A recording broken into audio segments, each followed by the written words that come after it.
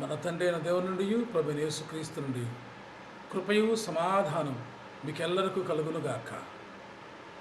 క్రీస్తునందు ప్రియమైన విశ్వాసులారా, పరిశుద్ధ వారంలో మండల ధ్యాన దినోత్సవాలను జరుపుకుంటూ ఉన్న తరుణంలో ఈ ప్రత్యేకమైన దినాన్ని లేఖన సత్యాలను గ్రహించడానికి ఆసక్తి కలుగున్న మీకందరికీ కూడా ప్రభునామంలో పరిశుద్ధ వారంలో జరిగిన ఓ సందర్భాన్ని, ఓ సంఘటన పరిచయం చేయడానికి నేను ఎంతో ఇష్టపడుతూ ఉన్నాను. యెరూషలేము పురవీధుల్లోనికి జయోత్సాహంతో ప్రవేశించిన యేసు ప్రభువారు ప్రజలందరూ కూడా ఆయన్ను ఆహ్వానిస్తూ దేవుని నామం పేరట వస్తూ ఉన్న వానికి జయము అని ఆహ్వానించిన దినాలలో ఈ పరిశుద్ధ వారాన్ని మనం జ్ఞాపకం చేసుకుంటూ ఉన్నాం. అనగా మట్లాదివారం తరువాత గుడ్ ఫ్రైడే వరకు జరిగిన కార్యక్రమాలన్నీ కూడా క్షుణ్ణంగా ఈ వారంలో క్రైస్తవ సంఘం ధ్యానించడానికి, ఆధ్యాత్మిక ఆలోచించడానికి, విశ్వాసంలో స్థిరపడటానికి ఈ పరిశుద్ధ వారాన్ని మనం గుర్తిస్తూ ఉన్నాం. మత్తయి సువార్తలో ఒక ప్రత్యేకమైన సత్యం, యెరూషలేములో ప్రవేశించిన యేసు ప్రభువారు ప్రతిరోజు ఉదయం యెరూషలేము ఆలయంలో బోధిస్తూ సాయంకాలానికి బేతనియా వెళుతూ ఉన్నారు.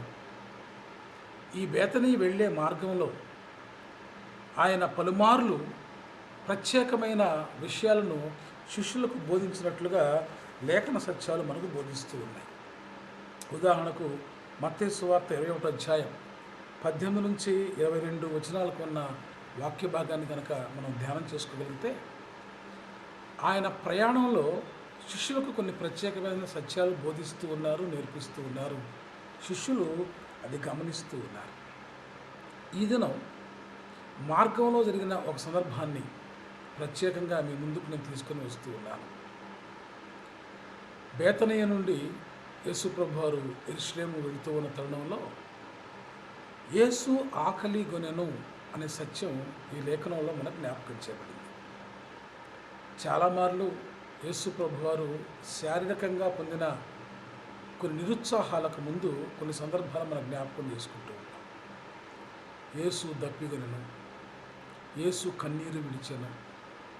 చాలా సందర్భాలు భౌతికంగా, ఆధ్యాత్మికంగా మనల్ని బలపరచడానికి పరిశుద్ధ బైబిల్ గ్రంథంలో క్రోడీకరించబడి ఉన్నాయి.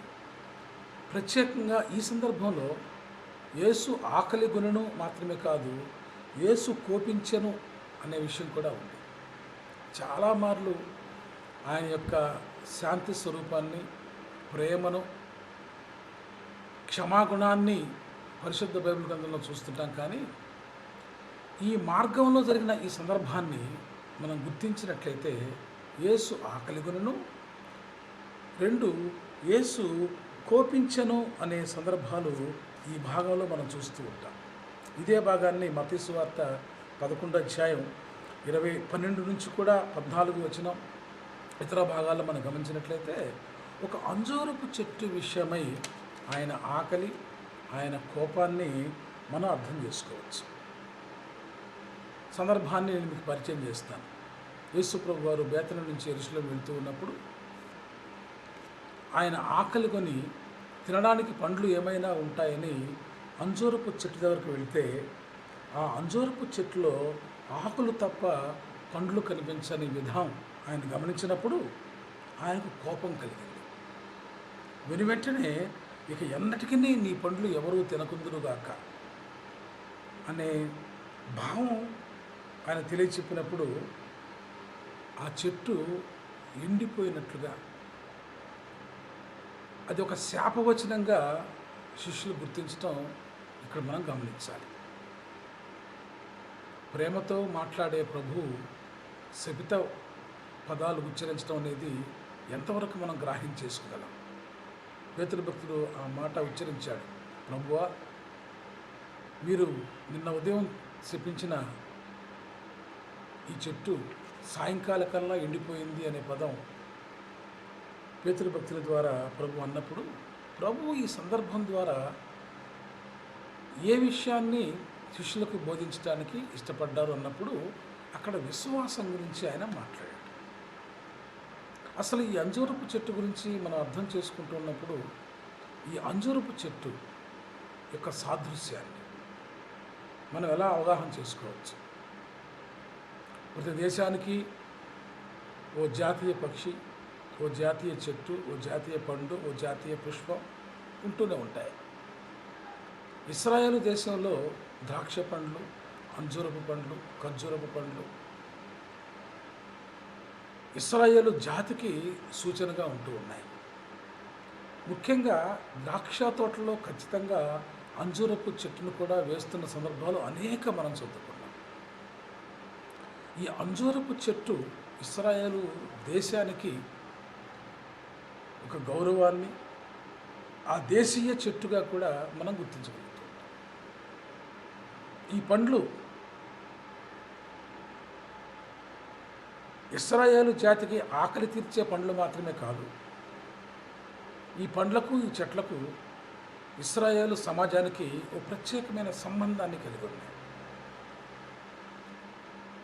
ఈ చెట్టు గురించి కనుక మనం జ్ఞాపకం చేసుకుంటే, ఈ చెట్టు 3 సీజన్స్లో పండ్లను ఇస్తుంది. అంటే 3 కాలాలలో కూడా ఈ చెట్టు పండ్లను ఇవ్వగలదు అని ఈ చెట్టు గురించి మనం చదువుకున్నప్పుడు మనం జ్ఞాపకం చేసుకోవచ్చు. మొదటి పంట మే, జూన్ మాసాలలో ఇస్తుంది. రెండవ పంట ఆగస్టు, అక్టోబర్ మాసాల్లో ఇస్తుంది. ఆ తరువాతి పంట మధ్యకాలంలో వస్తుంది. ఈ 3 పంటల యొక్క ప్రత్యేకత ఏమిటి అని అర్థం చేసుకుంటే, చెట్టు విస్తారంగా కాపు కాసినప్పుడు అది వాణిజ్య పంటగా, ఆ చెట్టు మధ్యస్థంగా పంట కాసినప్పుడు అది ఆ ఇంటి వారికి ఆహారపు పంటగా, మూడవది ఆ మార్గాన వెళ్ళే వారికి అనుకూలమైన సమయాలలో వారు ఆకలితో ఉన్నప్పుడు వారి ఆకలిని తీర్చే పంటగా ఆ చెట్టుకు కొన్ని కాలమానాలు ఉన్నాయి. కాబట్టి ఇశ్రాయేలు దేశంలో ఉన్న అంజూరపు చెట్టు యజమానికి వాణిజ్యాన్ని ఇచ్చే చెట్టు, యజమానికి ఆహారాన్ని ఇచ్చే చెట్టు. ఆ తరువాతి సీజన్లో ఉండే పండ్లని కూడా ఆ మార్గంలో వెళ్ళే వారికి ఆహారం ఇచ్చే చెట్టుగా ఆ అంజూరపు చెట్టును మనం గుర్తించవచ్చు. కాబట్టి ఇప్పుడు యేసు ప్రభు వారు మార్గాన వెళుతూ ఆ చెట్టు వైపు వెళ్ళారు అంటే అది ఖచ్చితంగా దారిలో ఉన్న వారికి ఆహారం ఇచ్చే సీజన్ అని మనం గుర్తు చేసుకోవచ్చు. ఇక్కడ ఒక సత్యాన్ని మనం అర్థం చేసుకునే ప్రయత్నం చేద్దాం. మార్గంలో వెళ్ళే వారికి ఆహారపు పంటను ఉంచకుండా యజమాని చెట్టుకున్న పండ్లన్నీ కోసేసుకున్నాడా, లేదా ఆహారం ఇవ్వాల్సిన తరుణంలో ఆహారం ఎందుకు ఆ చెట్టుకు లేదు అనే సత్యాన్ని మనం అర్థం చేసుకునే ప్రయత్నం చేయాలి. ఇంకొక మాట కూడా నేను జ్ఞాపకం చేస్తాను. అంజూరపు చెట్టు ఆకుతో పాటుగా ఆకు మొదళ్ళ దగ్గర పిందెలు వేయటం ప్రారంభిస్తుంది. అది ఆ చెట్టు గుణం. ఆకు రాలే కాలంలో ఆ చెట్టుకు కాయలు ఉండవు. ఖచ్చితంగా ఆ ఆకులు రాలే కాలం దాటిన తర్వాత ఆకు చిగురు వేస్తూ ఉన్నప్పుడు ఆకు చిగురుతో పాటుగా దాని వెనకాలే కాయలు కూడా ఉద్భవించటం ఆ చెట్టుకున్న గుణం. కాబట్టి ఇక్కడ చెట్టుకు ఆకులు ఉన్నాయి అంటే ఖచ్చితంగా ఆ ఆకుల మొదళ్ళలో ఎక్కడో ఒక చోట కాయలు కూడా ఉండాలి. ఇది ఇశ్రాయేలు జాతికి సూచనగా ఉన్న చెట్టు.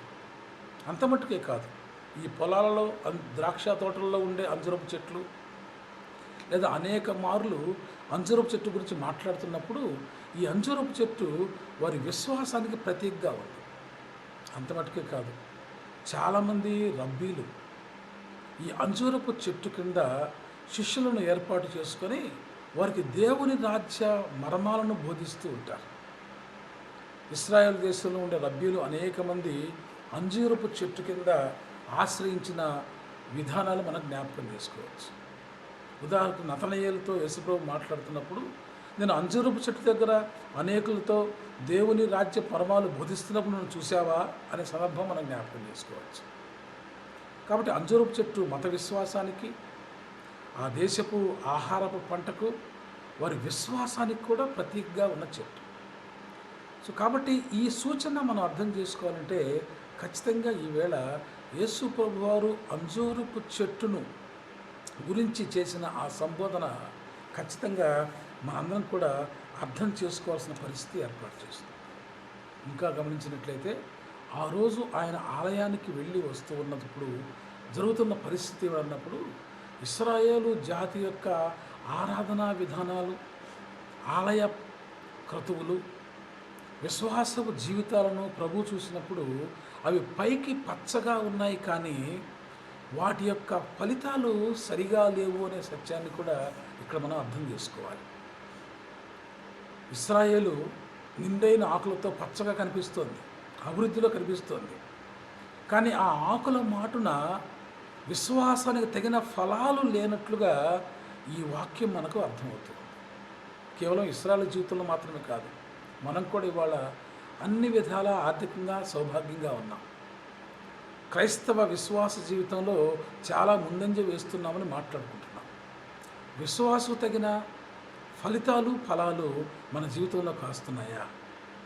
క్రైస్తవ విశ్వాసులుగా మనం ఎంత ఎదుగుతున్నామో, లేదా క్రైస్తవ అలవాట్లలో ఎదుగుతున్నామో ఒకసారి పరీక్షించుకుందాం. యేసు ప్రభువారు తన శిష్యులతో మాట్లాడిన మాట మాత్రమే కాదు, ఆ చెట్టుతో కూడా మాట్లాడాడు. అనగా ఇశ్రాయేలు జాతిని చూపిస్తూ ఆయన మాట్లాడుతున్నాడు.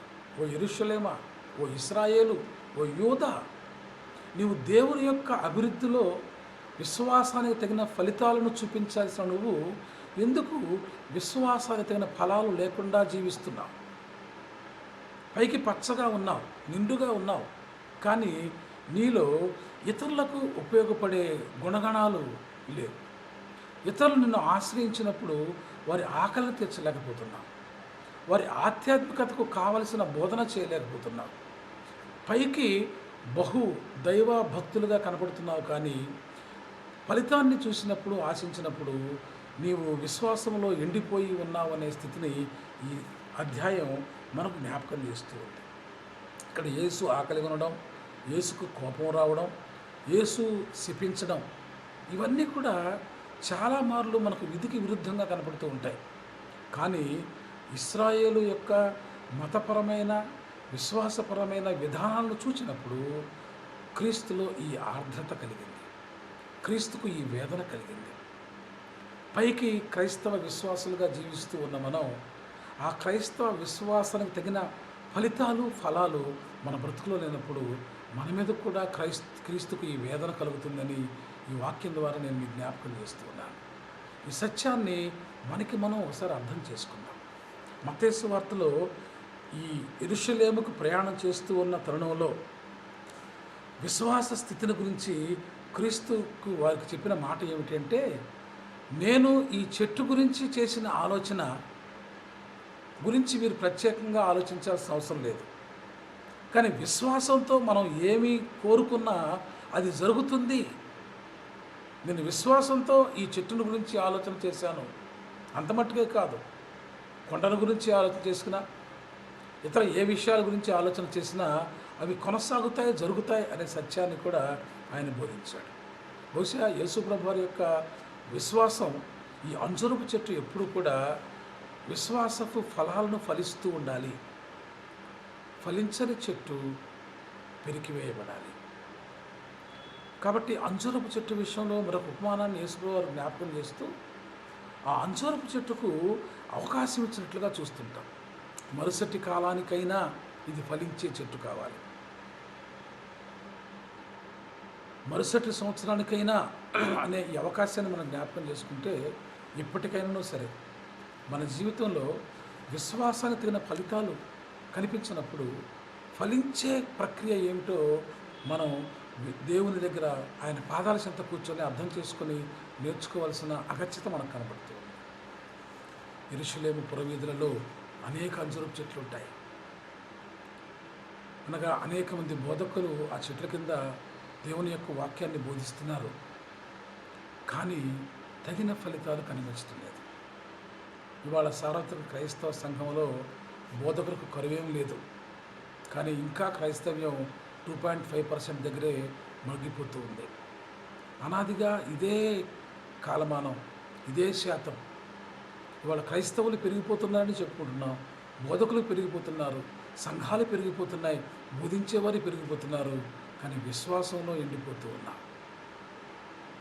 ఈ లెంటెన్ సీజన్లో, ఈ పరిశుద్ధ వారంలో ఒక్కసారి మనల్ని మనం ప్రభు సన్నిధిలో పరీక్షించుకుందాం. ఈ కాలంలో యేసు ప్రభు వారు నిన్ను నన్ను చూచి మన దగ్గర విశ్వాసం తగిన ఫలాలు ఉన్నాయా అని ఆశించినప్పుడు, విశ్వాసానికి తగిన ఫలాలు మనం ప్రభువుకి ఇవ్వగలుగుతున్నామా? ఎటువంటి ఫలాలు ఇస్తే ఆయన సంతోషిస్తాడు? ఒకవేళ ఎటువంటి ఫలాలు ఇవ్వలేకపోతే ఆయన మన గురించి వేదన పడతారో మనకు బాగా తెలుసు. యెషయా ప్రవచనంలో, యెషయా గ్రంథం 5వ అధ్యాయంలో ద్రాక్ష తోట గురించి ఆయన మాట్లాడతాడు.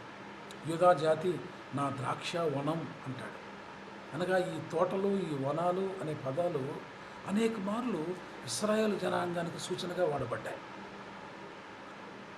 కారు ద్రాక్షలు ఫలించినప్పుడు ఆ ద్రాక్ష తోట విషయమై నేనేం చేయాలి అని దేవుడు ఆలోచించినప్పుడు ఆయన కలిగిన ఆలోచన ఒకటే, దీనికి ఇప్పటిగా రక్షణగా ఉంచిన కంచెను నేను తీసివేస్తాను. దాని కాపుదలకు ఏ సంరక్షణ అయితే నేను ఇచ్చానో ఆ సంరక్షణ తీసివేస్తాను. అది పాడు చేయబడుతుంది, తొక్కివేయబడుతుంది అని ద్రాక్ష తోట అయిన యూదా వనాన్ని గురించి యెషయా భక్తులు ప్రవచించాడు. ఇవాళ యేసు ప్రభు వారు సిలువకు వెళుతూ ఉన్న తరుణంలో ఈ యెరూషలేము ప్రయాణంలో అంజూరపు చెట్టు గురించి ప్రవచించాడు. క్రైస్తవ సంఘమా, ఒకసారి మన విశ్వాసాన్ని మనం పరీక్షించుకుందాం. మనలో ఉన్న విశ్వాసం తగిన ఫలితాలతో ఉంటే ప్రభువు మనల్ని సమీపించినప్పుడు, ఆయన మనల్ని దర్శించినప్పుడు, ఆధ్యాత్మిక ఆకలితో మన వైపు ఆయన చూచినప్పుడు, ఆయన మాత్రమే కాదు సుమా, ఇవాళ క్రైస్తవుల వైపు క్రైస్తవేతర సమాజం చూస్తూ ఉంది. ఈ క్రైస్తవుల్లో ఉన్న విశ్వాసం ఎంత గొప్పది అని చూస్తూ ఉందా, వీరు నామకార్థ క్రైస్తవులను చూస్తూ ఉందా? నువ్వు క్రైస్తవ, నీ విశ్వాసానికి తగిన ఫలాలు ఫలిస్తూ ఉన్నావా? ఫలిస్తూ ఉన్నట్లయితే ప్రభువుకు సంతోషాన్ని కలిగించిన వ్యక్తులు అవుతాం. ఒకవేళ విశ్వాసానికి తగిన ఫలితాలు మన బ్రతుకులో ఈనాటి వరకు చూపించకపోతే ఆయన ఉపమానంలో జ్ఞాపకం చేసిన సందర్భాన్ని జ్ఞాపకం చేసుకుందాం. ఈ సంవత్సరమైనా విశ్వాస ఫలాలు ఫలించడానికి అవకాశాన్ని కోరుకుందాం. ఎంత గొప్ప తరుణం! రమారమి ప్రపంచంలో 25 లక్షల మందికి పైగా కరోనా బారిన పడి గతించిపోయారు. కానీ ఈ రోజుకి మనకు దేవుడిచ్చిన ఆశీర్వాదం ఆరోగ్యం మన విశ్వాసాన్ని బలపరిచే విధంగా ఉందా, లేదా ఉగ్రతలో పడిపోయే విధానంగా ఉందా? ఆ 25 లక్షల మందిలో మన పేరు లేకపోవడం ఎంత దీవెనకరం!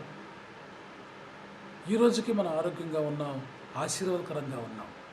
సంఘాలలో మన పాత్రలు పోషిస్తూ ఉన్నాం. సార్వత్రిక క్రైస్తవ సంఘంలో నేను చాలా భక్తుడిని, విశ్వాసిని అని ఎలుగెత్తి చాటుకుంటున్నావు, కానీ విశ్వాసానికి తగిన ఫలాలను ఫలిస్తూ ఉన్నావా? అది నీ ఇరుగు పొరుగు వారు చూస్తారు, ప్రభువారు చూస్తున్నారు. ఈ దినాన్న విశ్వాస ఫలాలు ఫలించకపోతే సిలువకు ప్రయాణం చేస్తూ ఉన్న ఈ పరిశుద్ధ వారంలో యేసు ప్రభు యొక్క సూచన, ఆయన ఆధ్యాత్మిక ఆకలి తీర్చే బలమైన విశ్వాసిగా నీవు నేను ఉండగలిగితే అది మనకెంతో ఆశీర్వాదకరం. ప్రియమైన క్రైస్తవ సహోదరి సహోదరుల, క్రీస్తుకు కలిగిన ఈ మనస్సు మీరును కలిగి ఉండడి. ఇవాళ మనం క్రైస్తవులము అంటే కేవలం మనకి మనమే సంపాదించుకుని జీవించడం కాదు, మనం అనేకుల యొక్క ఆకలి తీర్చేవారిగా ఉండగలగాలి. కేవలం ఆధ్యాత్మికతను బోధించేవారిగా మాత్రమే కాదు, ఆకలి తీర్చేవారు, అనేకులకు కోపం తెప్పించని జీవితం జీవించే క్రైస్తవులుగా నీవు నేను ఉండగలుగుతున్నామా? ఈ పరిశుద్ధ వారంలో ఒక్కసారి మనల్ని మనం పరీక్షించుకుందాం. నా విశ్వాసం ఏ స్థాయిలో ఉంది? యేసు ప్రభువారు బేతనీ నుంచి యెరూషలేము వెళుతూ ఉన్నప్పుడు ఫలించని అంజూరపు చెట్టును గుర్తించిన రీతిగా నన్ను కూడా ఇవాళ గుర్తిస్తూ ఉన్నాడు. ఈ పరిశుద్ధ వారంలో ప్రభువు నిన్ను నన్ను గుర్తిస్తూ ఉన్నాడు. ఈ పరిశుద్ధ వారంలో విశ్వాసానికి తగిన ఫలితాలు నీ కుటుంబంలో, నా కుటుంబంలో ఉండాలని ఆశిస్తున్నాడు. అందుకోసమే ఆయన శిలువ ప్రయాణం చేస్తూ ఉన్నాడు. ఇన్ని సంవత్సరాలుగా ఈ పరిశుద్ధ వారాలను మనం ఆచరించుకుంటూ ఉంటున్నాం, కానీ ఇన్ని సంవత్సరాలుగా విశ్వాసాలు తగిన ఫలితాలు మనం ఫలిస్తున్నామో లేదో ప్రశ్నించుకున్నామా? ఈ దినం ఈ వాక్యం ద్వారా ప్రభు ప్రశ్న వేస్తున్నాడు. నీ సమాధానం ఏంటి? ఆచార సంప్రదాయపరమైన ఆరాధనలు జరుపుకుంటూ ఇటువంటి లెంటెన్ సీజన్స్ అనేకం మన జీవితంలో వస్తూ పోతూనే ఉన్నాయి. కానీ పరిశుద్ధ వారంలో మన జీవితాన్ని పరిశుభ్రపరచుకోవడానికి, మన విశ్వాసాన్ని బలపరచుకోవడానికి నీవు నేను చేసిన ప్రయత్నం ఏదైనా ఉందా? ఇవాళ ప్రభు పాదాల చెంత అడుగుదాం. ప్రభు, నీ సిలువకు నువ్వు చేస్తూ ఉన్న ప్రయాణంలో నీవు నన్ను గుర్తించినప్పుడు విశ్వాసానికి తగిన ఫలితాలు ఫలించే చెట్టుగా, వ్యక్తిగా, వంశంగా, కుటుంబంగా నన్నుంచు ప్రభు. శిష్యులు గుర్తించారది, మరి గమనించారది. ఇశ్రాయేలు నా తోట, ఇశ్రాయేలు నా వనం, ఇశ్రాయేలు నా ప్రజ అని దేవుడు చెప్పలేదుకనే ఓ క్రైస్తవ, నీవు క్రీస్తు వాడవు. క్రీస్తు కలిగిన మనస్సు నీవు కలిగి ఉండి అనేకులకు ఉపయోగపడే జీవితాన్ని నువ్వు జీవించగలిగితే క్రీస్తు శిలువ యాగాన్ని ధ్యానించుకోవడానికి, ఈ లెంటెన్ సీజన్ ద్వారా పరిశుద్ధ వాచం ఆచరించడానికి మనం యోగ్యులు అవుతాం. లేదా మరుసటి లెంట్ సీజన్ కోసం ఇంకా ఎదురు చూస్తున్నావేమో. దేవుడు నీకు ఆయుష్ ఆరోగ్యాన్ని ఇస్తే అప్పటికైనా విశ్వాసానికి తగిన ఫలితాలు ఫలించడానికి పరిశుద్ధాత్ముడు మనల్ని ఆశీర్వదించాలని మనసావాచ కోరుకుంటూ ఉన్నాను. క్రీస్తు జనంగా విశ్వాస తగిన ఫలితాలు ఫలించడానికి పరిశుద్ధాత్ముడు మనల్ని సిద్ధపరచునుగాక. ఆమేన్. సమస్త జ్ఞానం చెందిన సమాధానం యేసుక్రీస్తు వలన మీ హృదయములకు తలంపులకు కావలెనుగాక. ఆమేన్.